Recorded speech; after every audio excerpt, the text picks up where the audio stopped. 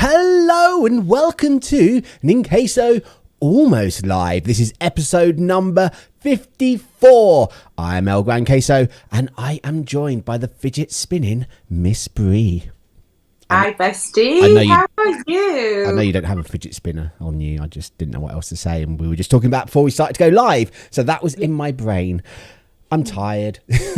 But apart from that, I honestly feel my job is actively trying to kill me now. With what they're doing to me at work, I feel it's an active assassination attempt now. So if anybody's got a job that Bestie can have, please just let us know. Please. Because the current job will probably lead to his death. Yes, and I want to get to at least episode 100. Yeah. Wow, imagine 100 episodes when that day happens. It's weird because I do listen to some true crime podcasts,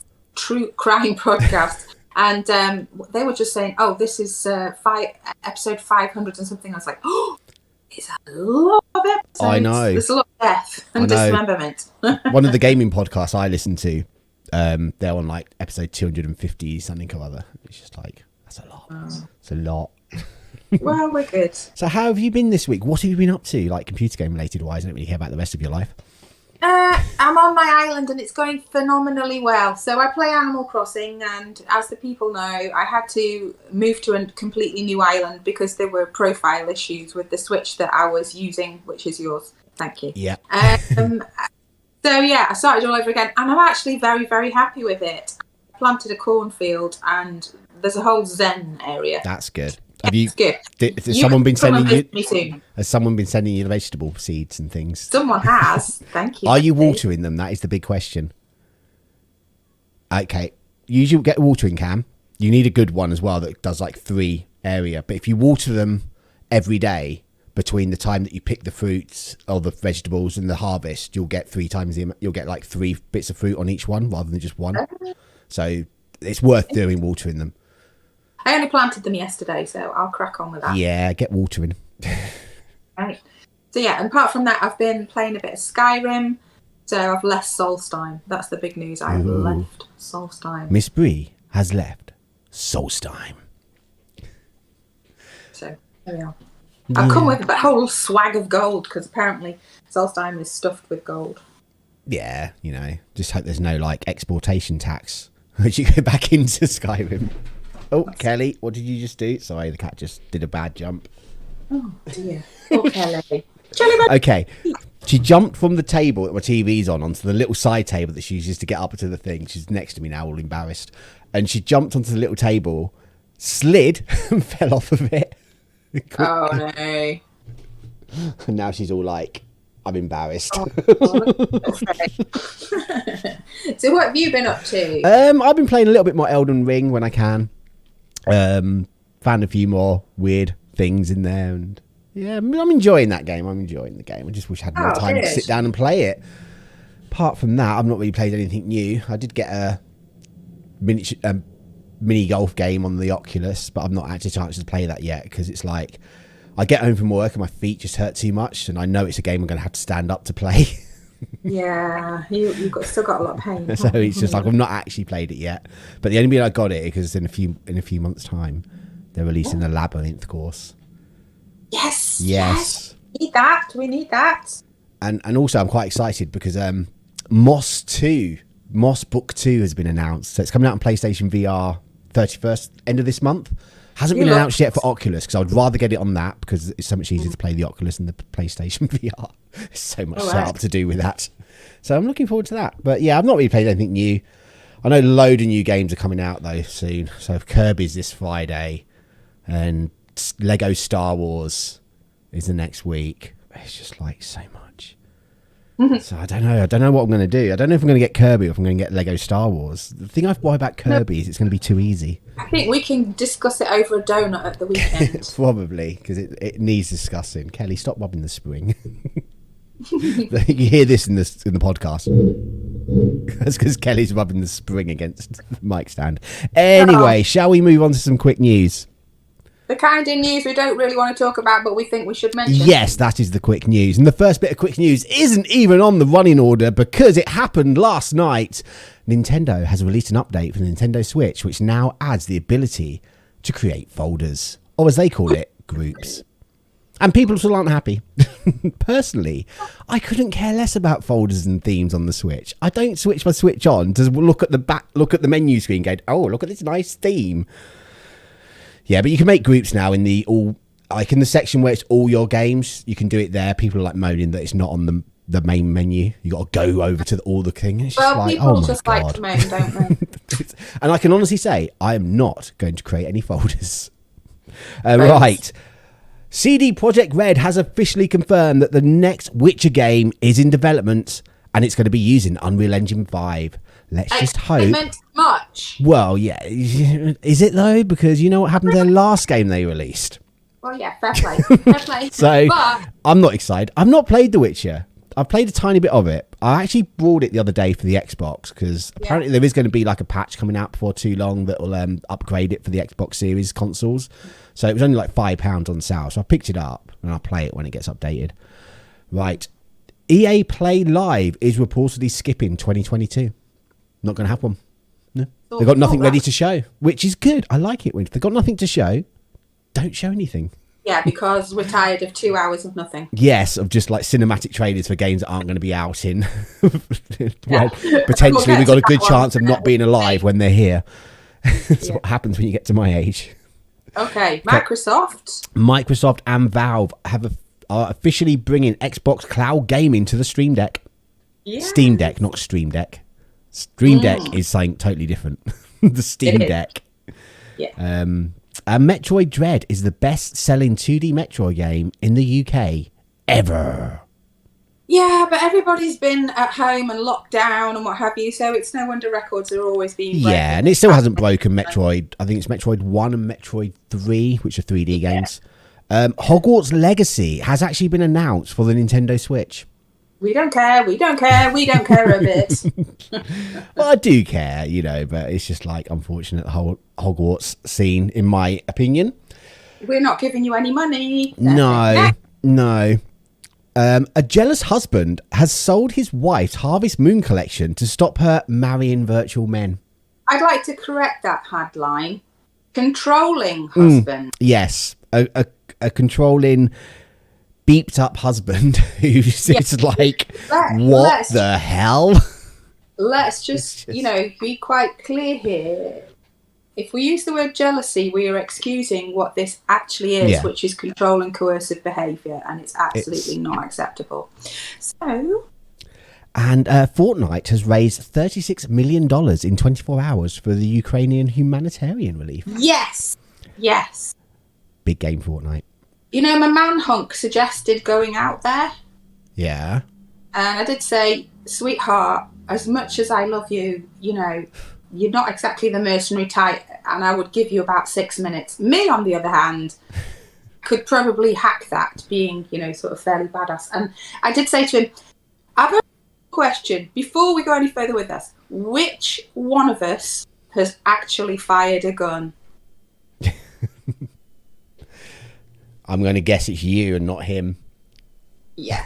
He says, but you could learn, though. I said, once you're in Ukraine, it's a bit late, love. It is a little bit. But he is a postman, so he's got the ability to run away from, like, dogs.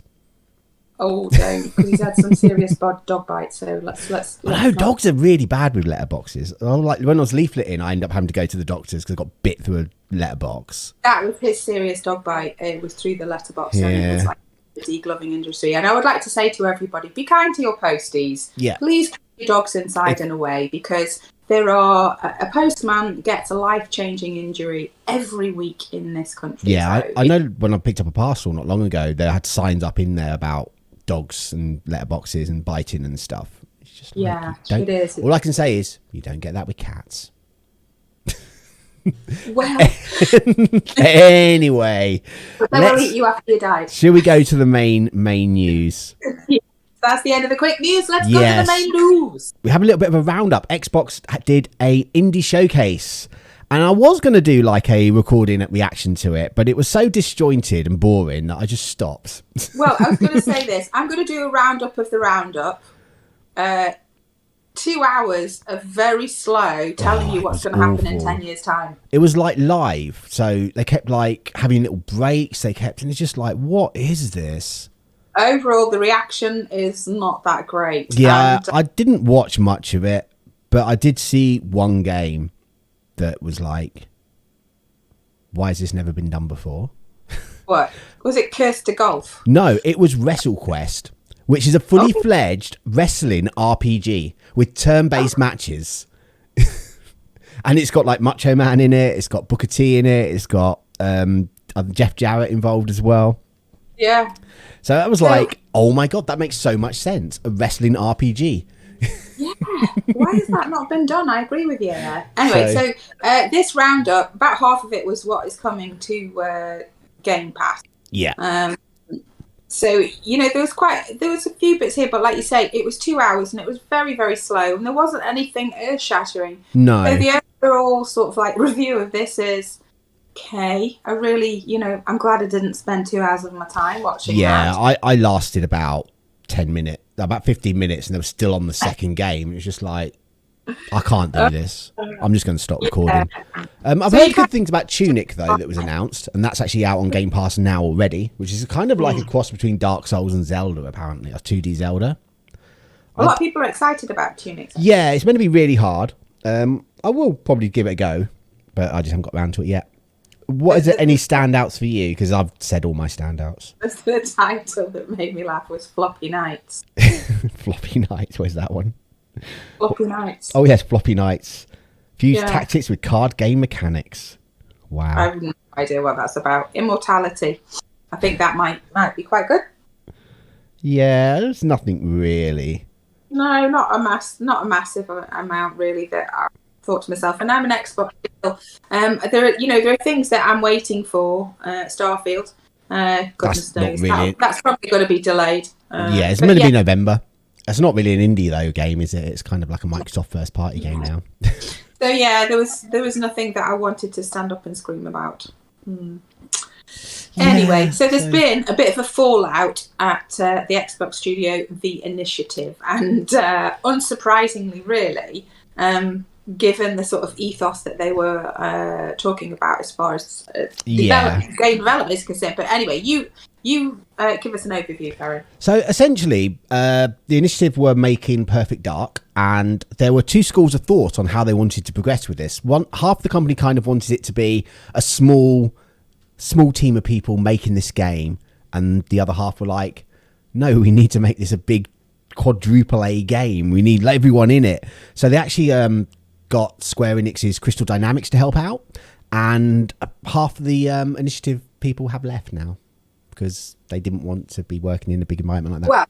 Well, this was foreseeable, really, because the way that it was all set up was almost in a sort of studio format, and inside, as I said, there was almost a flat structure, so that it was supposed to be anti-crunch and a bit more democratic process.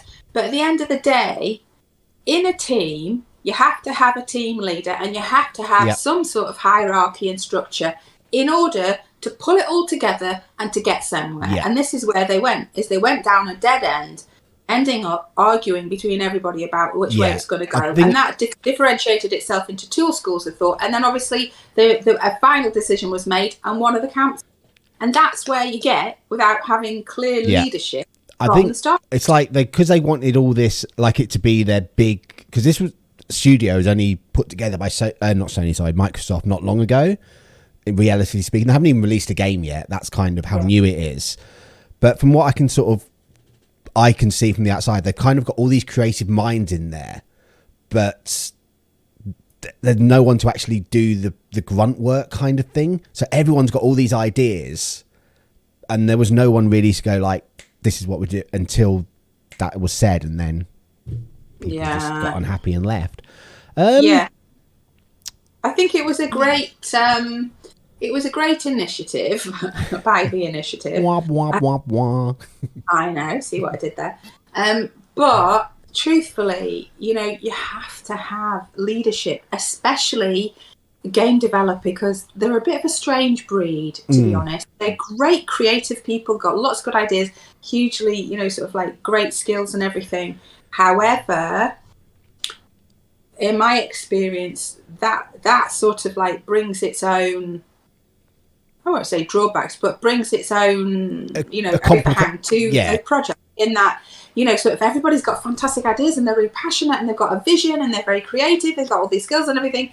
But then you've got a lot of ideas in one place. Yeah. And, you need to refine that down. And you have to have like someone in ultimate charge to be like, no, this is what we're doing. I think this kind of reflects very well like when we've run Full House wrestling shows. You've got all these wrestlers there. I mean, wrestlers are quite an interesting bunch of people. Most of them are quite... They're quite breed, really, aren't yes. they? Herding cats, but I love them. They're cool. Yeah, it's like... Now let's not beat around the bush.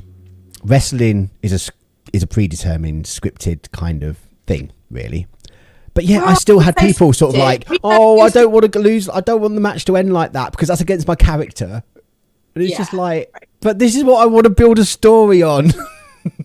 Yeah. And they get all stroppy. Yeah, I mean, normally we used to give them a lot of leeway. We say, well, this is how we want it to end, and this is how kind of the way we see it. And we give them a lot of freedom. That's it, but occasionally we wanted a definitive thing so we could progress something, and they would moan about it. And it's just like, oh my God. And this is kind of... had to be extremely firm at times and saying, I understand you're wedded to your character, you who was a teacher in your day job, a wrestler at the weekend. I understand your, creative process, but this is our wrestling promotion and this is how it's... Yeah, and I kind of feel that this is a similar sort of thing. You got all these really talented people all wanting to put their own ideas forth, but there was no one at the start to be like in control of it, and when eventually it had to come to a decision, they've all just got stroppy and left. I don't know. I mean, I wish I could just be like, I'm really stroppy with my job now, I'm just leaving. Yeah. Well, what was funny about it is you often used to blame me and say it was my fault. Oh yeah, I'm sure you used to blame me as well. No, I always took the hit. Yeah, I'm a bit of a B word, so what can I say? Yeah. Anyway, we're thinking of bringing back Full House Wrestling, aren't we? Just as an aside. We are thinking about it. Who'd like to know about that? Ask us a question for next week's podcast. Yes. What are we going to do? I don't know. What are we going to do? We're going to move on to next story. Next story. Because what else is there to say about half the people have gone? Yeah. Babylon's full development is to continue as planned, despite its poor reception. This is bad. The fact that the game's been out for like literally only a couple of weeks, I think the current player count on Steam is really low. Yeah, we're really, really low. And the whole fact they're having to put a statement out to say that, no, it's going to continue, kind of shows that, no, it's not. No, it's not. They've probably got like a deal, because if you don't know, Babylon's Fall is produced by Square Enix, but has been made by, what they called again? I can't remember. Why have I forgotten their name? They make Bayonetta and all that, and they've been in the news loads, bad-mouthing Konami last week. Platinum Games have actually made it. So I think there's some deal which has said that they have to do at least 3 seasons. Because season 2 is done, they're starting season 3, but then no one's playing the game at all. Well, hopefully it can redeem itself rather than promise to be supported and then dropped. Oh, I think it will be dropped pretty soon. I don't think anyone will notice either. It'll be like 6 months after the servers are down. Like, hang on, this game's not playing anymore. Yeah, I think it's a bit of a disaster, really. Yeah. We'll move on. It is. So don't get too attached to Babylon's Fall, just in case. Have filed a new controller patent last year. It's got no actual sticks on it. No. From what I'm looking at this, and also from watching other people talk about gaming news, it's kind of like the top half of the N64 controller without the prongs. So they've probably just patented that kind of part, but even that's different because the N64 controller has two more, the A and B button next to the C buttons. Yeah. But it would be a very weird controller to actually be released, but let's not forget patents are filed all the time, and products don't always come out for them. No, it's to do with like the thing about patents is often they're filed proactively. Yeah, really just to prevent tech ideas. Maybe they got something actually on the internals that they're like, oh, this is really good. We probably might use that in the future. There will be a picture up on the screen just so everyone can see it. Yeah, so we'll see. Yeah, I think there could be something here, but I think on the whole, it's probably just to protect an idea. Apparently, at some point in the patent, it refers to a flexible substrate. So that could be the point of the patent. I don't know. We'll see. No, it's like a keep an eye on it really and see what happens. I'm sure it is easily removed on this as well. So I don't know. Maybe difficult to say really. I mean, the headline that has been put out on a lot of the different news sites was Nintendo sneakily filed it. Then there's nothing sneaky. They file. Yeah, you file patents and they don't become public domain until a set amount of time after it's been filed, is it? And it's not like Nintendo are going to be like, everyone, we're filing a patent tomorrow. Yeah, they're not hiding anything, believe me. So, people just like to read more into things. It's like when they renew trademarks for games, for names of games, and that's like, oh, there's going to be a sequel to this game because they've just renewed the trademark. And it's just like, no, they're just making sure they've got the trademark. Yeah, calm down, get over yourselves. Yeah. Anyway, moving on, Gran Turismo 7. Gran Turismo 7 is just going from bad to worse now. Wait for it. It's a car crash. Wop, wop, wop, wop. Hot today. Yes, so Gran Turismo 7, it's got a massive single player element, but the servers went down after they released an update that totally broke the game. 24 hours. Over 24 hours. It was actually 30 hours the servers were down for, which meant you couldn't play the single player game. Yeah. People weren't happy. Yeah, you need internet access, which obviously they made clear at the beginning. Yeah. That needs that. Also, this is the situation. It was a patch that broke the game because it adjusted the in-game currency payouts, which we covered in last week's podcast about microtransactions and the problem with having to grind through the game to get some of these more expensive cars and what have you. But so they issued this patch, and it was the patch that broke things. Yeah, rebalancing stuff, weren't they, to make it kind of harder for you to get currency. So people are not happy that basically they can't afford these cars in real life. Neither can they afford them in Gran Turismo. Yeah, it's just like it's a full price game, and they're really homing in on you, trying to make you spend more money in the game to buy these cars, because the cars are so much money, in-game currency, and they're only there for a limited amount of time as well. I've not played it, so I can't really say, but apparently the cars are literally there for a couple of days. Sometimes apparently they're only there for a few hours. So people are getting the fear of missing out kind of thing. Oh my god, there's this car. So I got a quote here that said, this is from Yamauchi, I would like users to enjoy lots of cars and races even without microtransactions. At the same time, the pricing of cars is an important element that conveys their value and rarity. So I do think it's important for it to be linked with real world prices. What are you on, dude? What are you on? And do you want something else came out today as well? And I'm on the Sony store at the moment, on their description of Gran Turismo. This is in the description of the game. With the reintroduction of the legendary GT simulation mode, buy, tune, race, and sell your way through to rewarding solo campaign. And there's no option to sell your cars in the game. So they're saying on here, you can sell the cars. Because apparently a lot of people are getting duplicate cars from the roulette machines and that at the end of races and stuff. They've got cars that they're never going to use. But obviously as a way to guide you to buy their credits, they're not giving players the option to sell cars they don't want anymore. And it's still saying on the official Sony store, sell them. So that's a little bit And let's not forget, all these microtransactions weren't in the review copies of the game. They weren't added in until after the reviews went live. Outrageous. Yes, it is. It really is. So they restored the server after more than 24 hours, and then they commented on the microtransactions. But let's just jump like 10 years into the future when they eventually turn these servers off. Does that mean this game is no longer going to be playable at all? Or do you think they will release a patch to be like, well, you can now play it offline?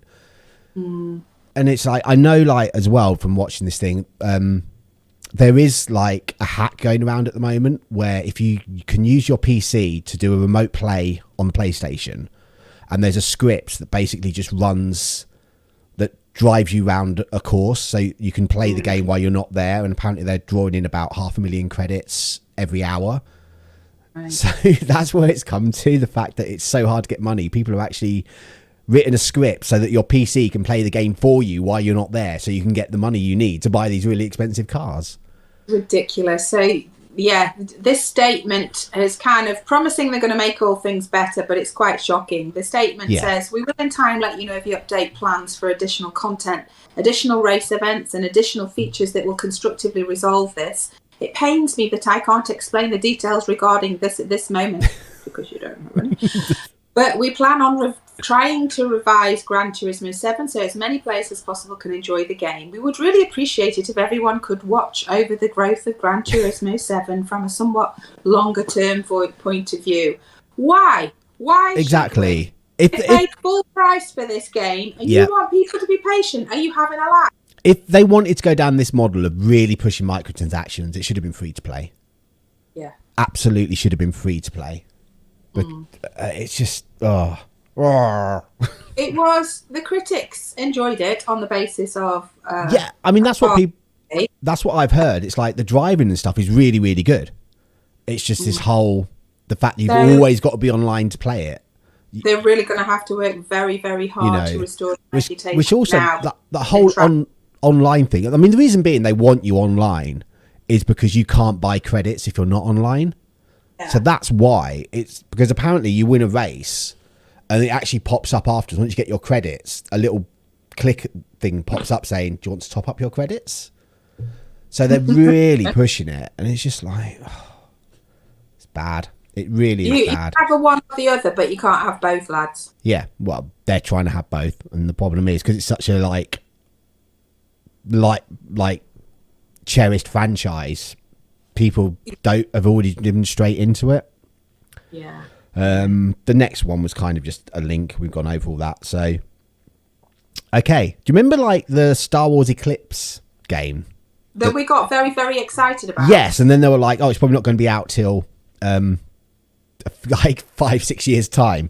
Well, the developers have responded to the delay rumours saying, well, we never said when it was coming out. You know, can somebody hire a fairly decent PR company? Because you boys are really, really bad at this. I say boys, but let's just say you folks are really, really bad at this, because I'm sure some girls were involved somewhere, although minimally by the seams of things. But yeah, it issued quite a stern response saying, Star Wars Eclipse has not been delayed because Quantic Dream never announced or promised a launch window for the title. Recruiting remains active as it works on Star Wars Eclipse, third-party publishing, and unannounced projects, which is quite terse, I think. It's just like, just let it go. Don't, if it's not coming out for that long and people are saying these things, just don't respond to it, really. Ignore it, because you made yourself look a bit of a you're just like a little whiny little meh. Whiny. Okay, Bestie. Yes. What do you think about the fake wall revelations for Elden Ring? I think it's ridiculous. Have you watched the video? I've not watched the video. I have heard about it, and I've seen like...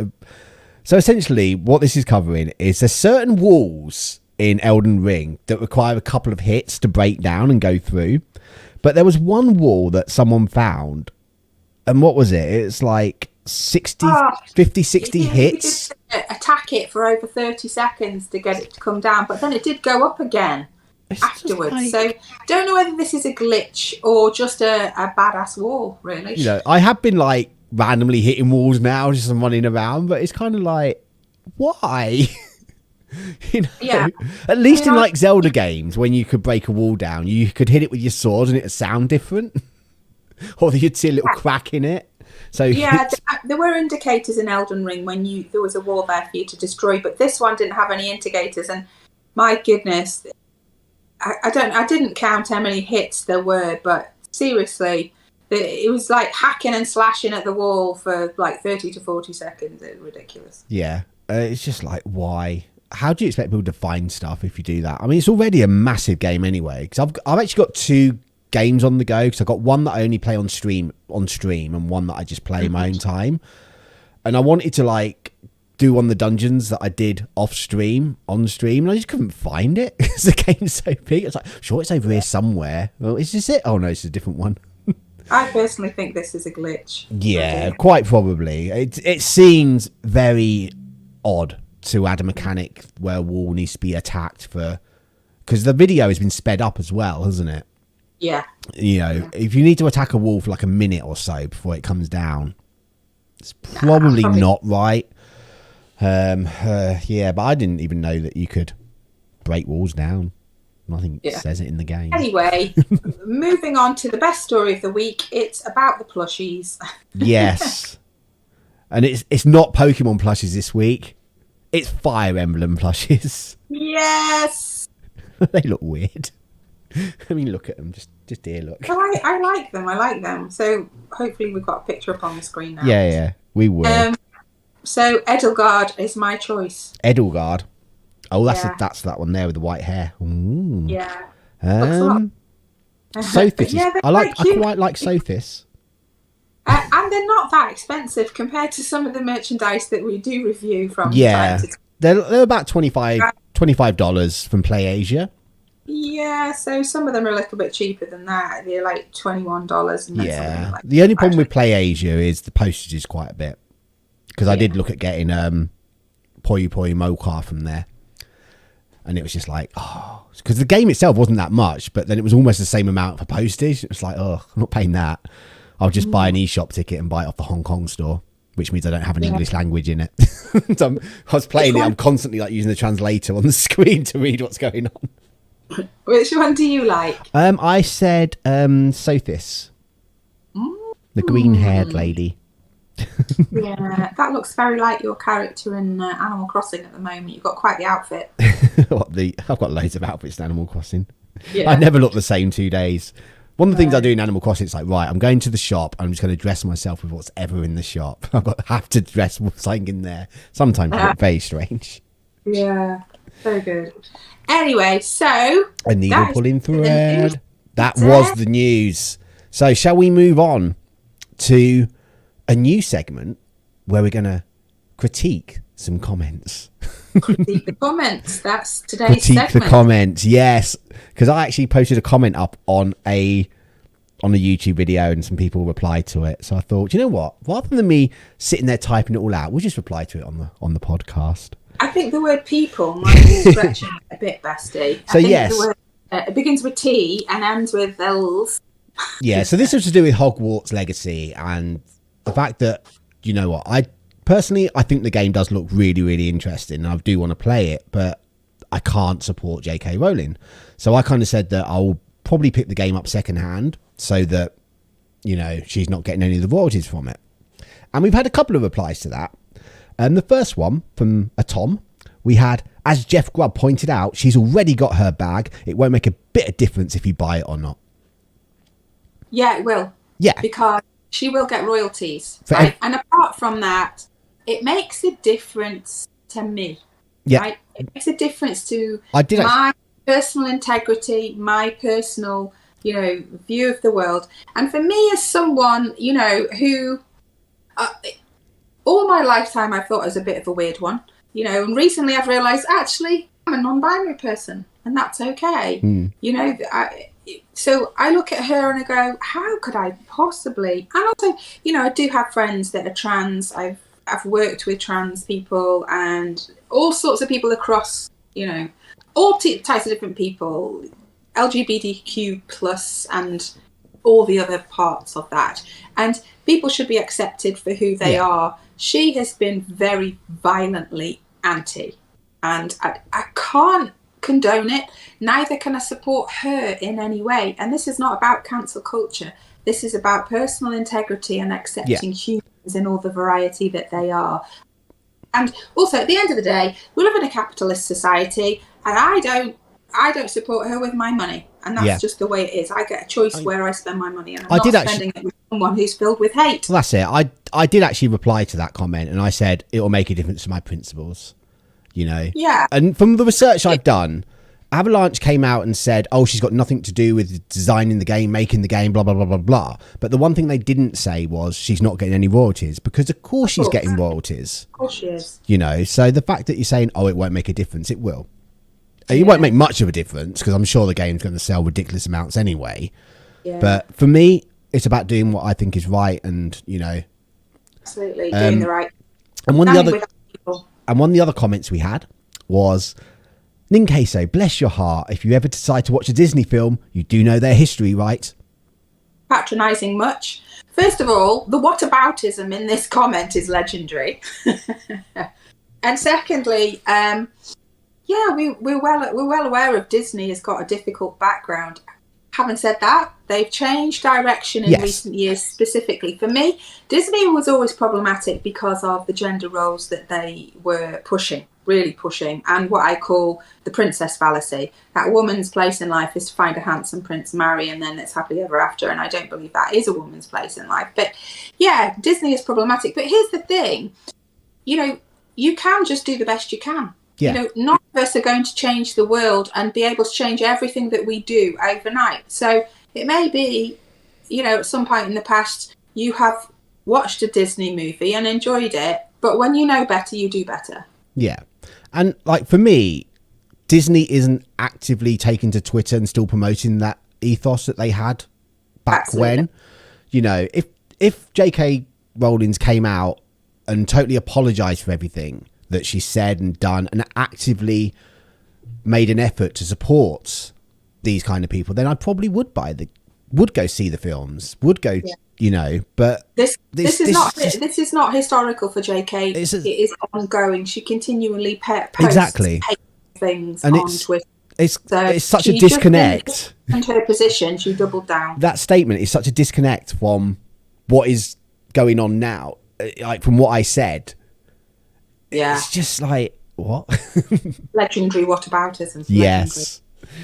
Okay. That was our comic. Oh, I'm going to think of comic critique. I'm going to think of a better name for it. Yeah. I'm also going to have to start commenting on more videos to get more of them. Probably. I'm just going to start being like contrarian just to get the results. Listen. My battery's getting low. Okay, quick questions. If you've got a question for us, you can leave it down below if you're watching this on YouTube, or you can get us on Twitter, either at Miss Bree's handle, GamerGirl Miss Bree, or you can leave the hashtag Ninqueso Live. What is your question? My question was, this week is Neurodivergent Celebration Week. So this came underneath the Actually Autistic hashtag, which I use myself. And they asked me what is my favourite toy. Fidget toys, stim toys, and this new one is my current favourite toy. If you can see this, is that a cat toy? No, it's actually it's a children's sensory toy. So it lights up, and it's got a little thing inside, and it feels nice. It's made of rubber, and it feels like that. Welcome to the ASMR Ninqueso podcast. It is. Very, very nice. Yeah, so this is my current favourite toy at the minute. Yeah. Okay, I do have a question as well. I don't know why we got this. I do know why we got this question. It's from Charlotte. What do you think about semolina? When was the last time you had semolina? Not long ago, actually. I like it when I do it with like almonds and sugar and cardamom and cinnamon. I like it then. We made semolina yesterday. Now, I was weighing out the ingredients and I was like, I really need the toilet. So I'd gone up to the toilet, came back down, and Charlotte had just like poured all of the milk straight on top of the granules rather than mixing it into a little paste first. So it's a bit watery. Yeah. I was just like, ooh, what you done? Yeah. See, this goes back to last week where the question from her was, how bossy are you in the kitchen? This is why I'm bossy. Okay. So yeah, I mean, it was all right, but it was a bit runny. Basically, it didn't really thicken up the way it should have. I couldn't handle that. I'm very funny about my food. It's part of my sensory processing disorder. I'm what's called a sensory seeker. So I like really strong flavoured foods. And if they're not strong flavoured, they have to be crunchy. Yeah. So a very blandish semolina. Oh, it wasn't bland. I like put a big spoonful of cherry jam in there and mixed it round. See, I used to. My mum used to make that for me when I was younger. It was kind of like one of the simple desserts. We'd get semolina with some jam on top. Yeah. And I don't know. I don't mind it. It's been years since I had it before that. No, I think that would make me gag unless it was very, very strongly flavoured. Got a lot of spices in there. I couldn't handle it because of the texture and yeah. So yeah. Yeah, it's a bit weird. It's like baby food, isn't it, semolina? No. And that were the questions. That was the end of the questions. It was good questions actually today. Quite like that. I like the fact that we've got the comment stuff as well and listen to them now. So where can people find you? They can find me on Twitter at GamerGirlMissBrie, GMRGRL_MISSBRIE. You can talk to me about anything you like. I cover neurodivergence, gaming, and a few other bits and pieces. We talk about Ukraine from time to time. But yeah, come find me there. Ask me a question. And you can find me over on Twitter, YouTube, Facebook, and Twitch. Twitter, I stream mostly 4 days a week if I'm not broken from work. And you can talk to me about anything apart from picking me hippos. I won't respond to that. Are you ready? Go for it. Okay. 3. Can't be worse than last week. 1. Let's go. Will we ever get a question that does not resolve in some kind of food-related item? Find out the questions to these answers. Same cheesy time, same cheesy channel. That's your stories, Mayberry. That's it. All for today. Say goodnight, bestie. Good night, bestie.